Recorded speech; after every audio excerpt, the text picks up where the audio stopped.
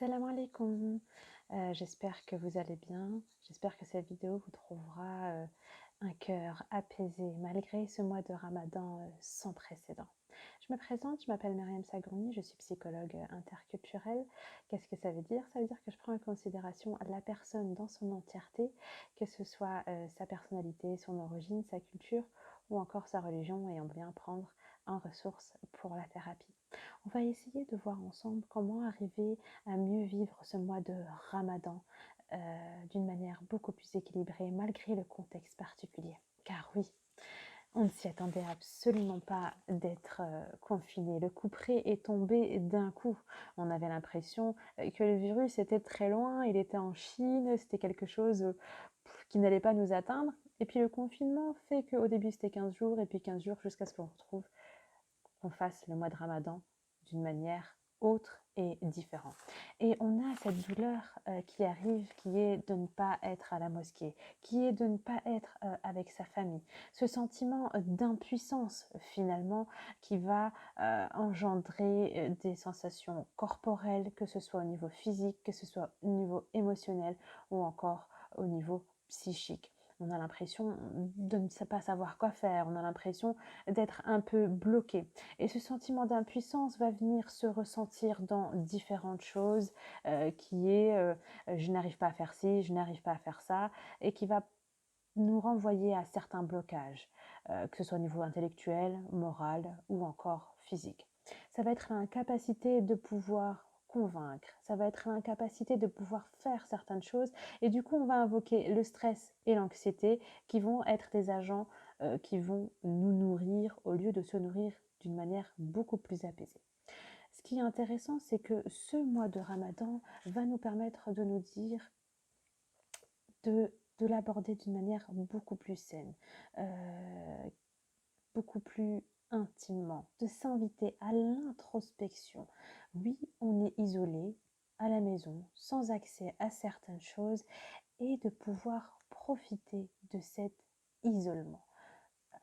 C'est-à-dire que peut-être que je vais avoir beaucoup plus de temps à lire le Coran. Peut-être que je vais avoir beaucoup plus de temps à me consacrer à certaines choses que je n'avais pas l'habitude de faire. Car oui, euh, beaucoup de personnes dans leur spiritualité, elles étaient malmenées. On disait je n'ai pas de temps, je ne trouve pas de temps, je n'ai pas de solution, je manque de spiritualité dans mon quotidien. Cette opportunité va nous permettre de réaménager nos foyers, permettre de laisser de la place à cette spiritualité et de pouvoir la recentrer au centre de notre vie. Mais le plus important, c'est d'abord de commencer à cheminer vers soi pour pouvoir cheminer vers Allah subhanahu wa ta'ala. Cheminer vers soi, ça veut dire quoi? Ça veut dire que je vais découvrir les petits bonheurs qui sont là. Ça va me permettre de pouvoir comprendre, analyser et réfléchir. Dans cet isolement, de pouvoir me dire quelles sont les ressources que j'ai pour pouvoir m'écouter beaucoup plus profondément, pour pouvoir mettre en exergue certaines choses, pour pouvoir réfléchir à mon état intérieur, pour pouvoir s'y concentrer, analyser et pour pouvoir avancer dans ce cheminement qui est le mien. Ensuite, ça va être finalement de se dire une chose, c'est de repenser sa vie, non pas par les normes sociales, mais par rapport aux choses que je envie. Car ce qui va se passer, c'est que souvent, malheureusement, on est dans il faut que, je dois faire ci, je dois faire ça. On se nourrit pas en fait des choses j'ai envie de, je veux faire que. Et c'est ce qui va me permettre de pouvoir avancer et cheminer. De se dire que je dois croire en mes rêves, de mieux vaut faire que parfait, de programmer son cerveau, que ce soit d'un point de vue spirituel, d'un point de vue de travail, de trouver cette zone d'équilibre en fait qui nous permet d'être bien, ces sources de bonheur au quotidien, loisirs, activités, amis, famille, couple et projets. Et de choisir en fonction de soi et nous en fonction des autres. Et c'est ce qui arrive malheureusement pendant le mois de Ramadan. Il y a beaucoup de, comment on appelle ça, des plannings parfaits faits par des personnes qui ne prennent absolument pas en contexte le rythme de la personne ni ce que moi j'ai besoin. Ce qui est intéressant, c'est de pouvoir se dire moi j'en suis où est-ce que j'ai envie d'aller. Bien sûr, d'écrire par écrit ses objectifs, c'est hyper intéressant, mais de le faire du coup de manière très saine. 1, moi et mon aumône. 2, moi et mes doigts. Moi et mon Coran. Moi et ma manière de changer quelque chose en moi. Moi et ma famille. Moi et mes liens. Moi et quelque chose que je vais pouvoir avancer tout doucement. Et de construire ce programme en fonction de moi, en fait, au final, et non pas en fonction des autres. Et puis, c'est pouvoir se dire autre chose, que si je rentre dans cette écoute profonde de soi, je comprends que physiquement, la foi, elle est dans mon cœur, et physiquement, les émotions dans mon cœur. Donc je fais attention à bien vivre avec mes émotions. Malheureusement, à l'heure d'aujourd'hui, on vit qu'avec 5 émotions alors qu'on en a à peu près en sous-catégorie, en catégorie 20. On va utiliser l'amour, la joie, la colère, la tristesse et la peur. Et c'est tout. Alors qu'on a énormément de choses pour pouvoir s'exprimer. Mais du coup, je comprends quoi? Que si je ne fais pas les causes de bien vivre avec mes émotions, eh ben, je ne peux pas cheminer correctement avec Dieu. Parce que oui, j'ai un certain mal-être, je ne me sens pas bien, surtout si c'est des émotions négatives. Je ne me permets pas ni de les accueillir, ni de les ressentir, ni de pouvoir les extérioriser, parce que c'est des sentiments parasites ou c'est des substituts émotionnels. On va arriver à mettre plusieurs émotions dans une seule. On va arriver à mettre plusieurs choses dans une seule. Si je prends juste un exemple, la tristesse, c'est une émotion très saine. Elle va nous permettre en fait de pouvoir ressentir les choses suite à un décès, suite à la perte d'un être cher, ou encore à un manque d'un être cher, ou un manque d'une certaine chose. Et c'est ça la tristesse. Sauf que nous, qu'est-ce qu'on va mettre dedans? De la déception, de la frustration, j'ai été blessé, que sais-je, et on va activer la tristesse. Sauf que ce n'est absolument pas la bonne émotion. D'accord? L'émotion de la tristesse, elle me permet de pouvoir combler ce manque que j'ai en moi. Et c'est pour ça qu'on ressent une certaine chaleur au niveau physique. C'est pour ça aussi qu'on va pouvoir se recroqueviller un petit peu et que ces larmes vont me pouvoir évacuer ce manque que je ressens au fond de moi pour le remplir. Donc là, j'ai pris juste un exemple, mais tous les exemples sont bons parce que ce qu'on va venir déclencher, c'est des choses qui sont extrêmement antérieures en fait à ces émotions-là. Donc je comprends que je dois arriver à comprendre et à entendre mes émotions, à vivre de la meilleure des manières pour pouvoir arriver à cheminer vers moi, mais finalement aussi arriver à cheminer vers Allah subhanahu wa ta'ala. Et du coup, c'est de sortir de sa zone de confort, d'arriver à me voir dans ma zone de lumière. Ça veut dire quoi? Qu'est-ce qui me définit en tant que personne? Mes valeurs, mes qualités, qui je suis, qu'est-ce que j'aime chez moi, qu'est-ce que j'ai construit, qu'est-ce qui me stimule, m'anime, qu'est-ce que je connais bien. Et c'est ça qui me définit, et non pas des choses que je vais m'envoyer qui sont extrêmement négatives. Alors oui, on a des petits limites en nous, on a des petits manquements en nous, mais ça ne me définit absolument pas. C'est des choses que je dois travailler en fait. Et du coup, je comprends que je dois arriver à m'accepter dans tout mon package et de pouvoir cultiver ma confiance en moi, mon estime de moi et mon amour pour moi-même. Et quand j'arrive à cette compréhension-là interne, quand j'arrive finalement à vivre de la meilleure des manières, je comprends quoi? Que Dieu m'a donné ce corps et que c'est un dépôt et que cette essence divine qui est en moi, qu'est-ce que j'en fais en fait au final? D'accord?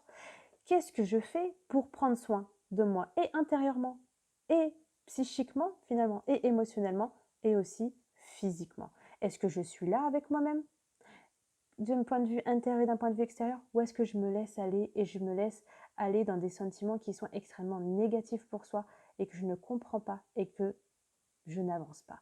Et ça, il faut être certain de quelque chose. Tu as de la valeur et tu es unique et avec une valeur ajoutée ici sur Terre. Cette essence divine que Dieu a mis en toi, il t'a donné ce libre arbitre-là pour pouvoir choisir qu'est-ce qui est le mieux pour toi, car tu as les ressources internes pour pouvoir choisir en fonction de toi. Car ce qui nous tue finalement, c'est cette comparaison aux autres, que ce soit d'un point de vue personnel, d'un point de vue dans notre rôle de travail, dans notre rôle de famille, de mère, de père, au niveau spirituel, et cette comparaison incessante à l'autre qui va faire que finalement, on est en train de se comparer tout le temps, tout le temps. On est dans une compétition sans fin, dans une rivalité sans fin, dans quelque chose qui est extrêmement difficile en fait. Alors que non, la comparaison elle doit être à soi, c'est-à-dire que je vois comment j'évolue en fonction de mes ambitions, de mes objectifs, en fonction du chemin que je suis en train de prendre. Oui, l'auto-évaluation, elle est importante parce qu'elle va me permettre de faire une pause dans ce que je pense, dans ce que je crois, Elle va m'accorder ce temps-là pour vérifier qu'on est sur le bon chemin, pour vérifier qu'on dispose des bons moyens et s'assurer de mon bon sens. Ça va être aussi me dire que je suis une bonne personne foncièrement, bien sûr, et surtout parfaite telle que je suis au moment où je le suis. Et que j'ai tout en moi pour réussir. Et d'initier en fait ce mouvement de changement, d'initier cet appel à l'action, de pouvoir programmer son cerveau consciemment à pouvoir être équilibré de la meilleure des manières. Et de se dire une chose, qu'est-ce qui fait à l'heure d'aujourd'hui que je me sens bloquée dans mon cheminement vers moi et vers Dieu? Qu'est-ce qui fait que je sens que j'ai ces petites choses en moi qui m'indisposent, qui me gênent, que je suis inconfortable? Est-ce que c'est lié au passé, au présent ou au futur? Depuis quand je me sens de cette manière-là aussi?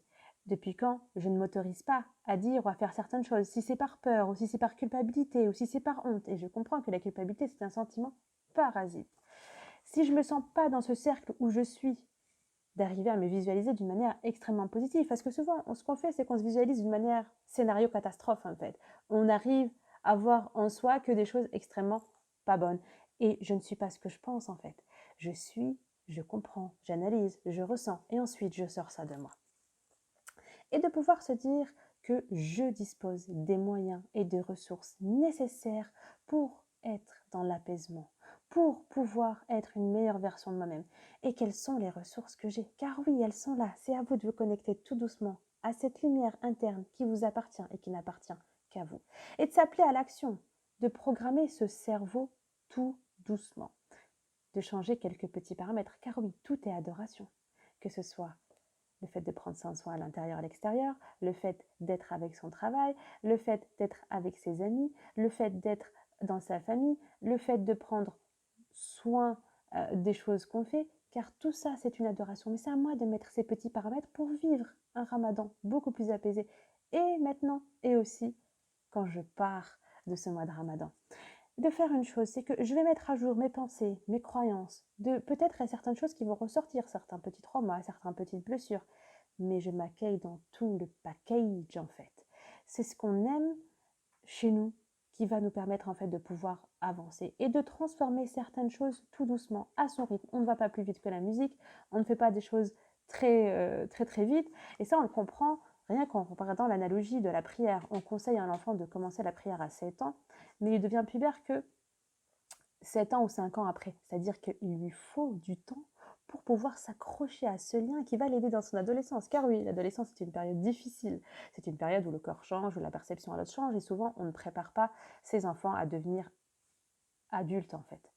Et de faire en sorte que je fais du mieux que je peux. Et non pas, je dois être parfaite ou je dois être parfait. La perfection, elle n'existe que entre les mains d'Allah subhanahu wa ta'ala. Et c'est de pouvoir se dire, partout où je vais, je suis bien avec moi-même. Partout où je vais, j'ai tout en moi pour réussir. Partout où je vais, j'avance vers moi. Et je me rends compte, est-ce que sur le chemin, je suis là ou je ne suis pas là?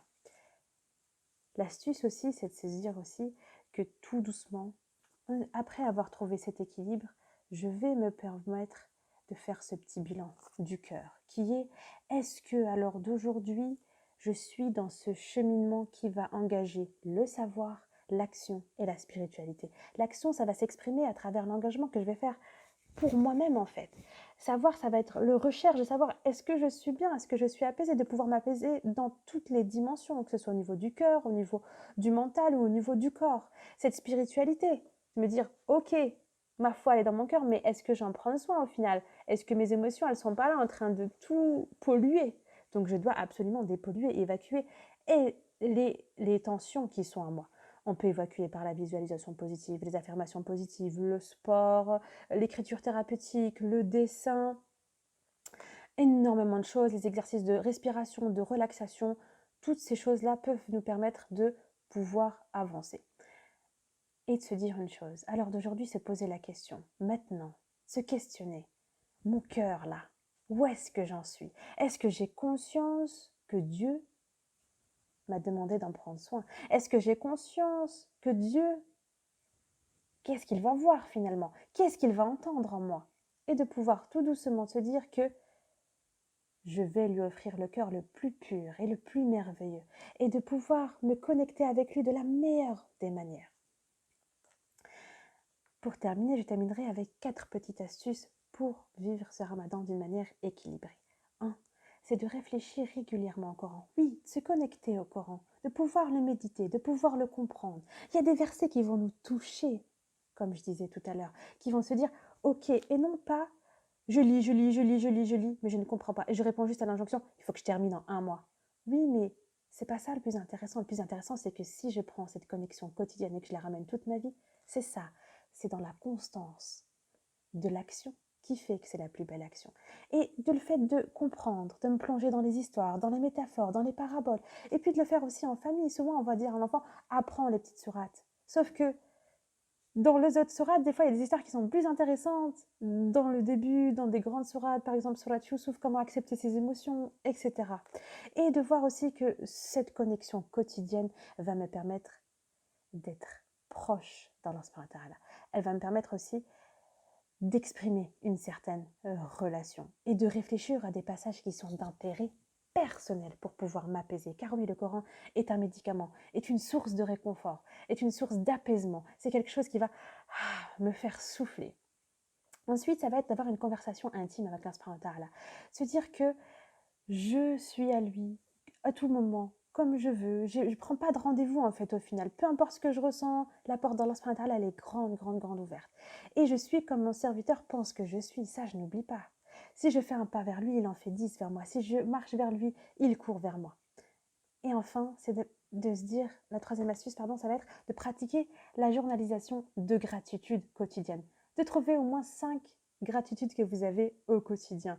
Ça peut être du toit que vous avez sur la tête, des dons que vous avez en vous, des bienfaits que Dieu vous a donnés, la rose dans le jardin, et de pouvoir la pratiquer quotidiennement. Parce que ça va vous permettre, d'être beaucoup plus optimiste, d'améliorer l'estime que vous avez de vous-même, d'améliorer la qualité de votre vie, la satisfaction que vous avez à votre égard, et d'améliorer la santé mentale et de pouvoir augmenter votre optimisme et de pouvoir être reconnaissant vers Allah subhanahu wa ta'ala. Après, on peut aussi le pratiquer de notre manière, remercier les gens qui sont autour de nous, de dire qu'est-ce que vous aimez chez eux finalement. Et la quatrième astuce, c'est finalement de se connecter, de créer cette communauté virtuelle. Donc par exemple, moi, en vous partageant, et vous en me partageant aussi d'autres choses, en se connectant avec la famille, avec les amis, de partager du Coran, de partager des conférences, de partager juste des moments sympas où on peut rigoler, on peut partager peut-être un tour ensemble, que sais-je. Mais c'est de se dire que, ok, on est séparés par la distance physique, mais pas par la distance du cœur. Et de se rappeler qu'en fait, on est tous ensemble en tant que musulmans en train d'adorer et de profiter de ce moment-là et de pouvoir l'adorer de la meilleure des manières, Inch'Allah, malgré ce confinement, qui est une chance finalement, parce que ça va nous donner l'opportunité de se concentrer sur soi. Car oui, avant, on se cachait derrière certaines choses. Le boulot, les amis, le travail, et on ne faisait pas face à ces pensées. Donc à l'heure d'aujourd'hui, je me permets de cheminer à l'intérieur de moi pour pouvoir cheminer vers Allah subhanahu wa ta'ala. Et je terminerai par vous dire que vous êtes la meilleure personne pour vous-même et que vous avez les ressources nécessaires et ne doutez jamais de vous car Dieu vous a donné cette certitude de pouvoir croire en vous, ce ressenti nécessaire pour pouvoir avancer et pour pouvoir être au plus proche de vous-même. Donc visez grand, croyez grand et surtout allez à votre rythme et ça serait mon dernier mot. Prenez bien soin de vous et que ce message vous trouve apaisé et de profiter de cet apaisement de cœur pour pouvoir avancer. Salam alaikum.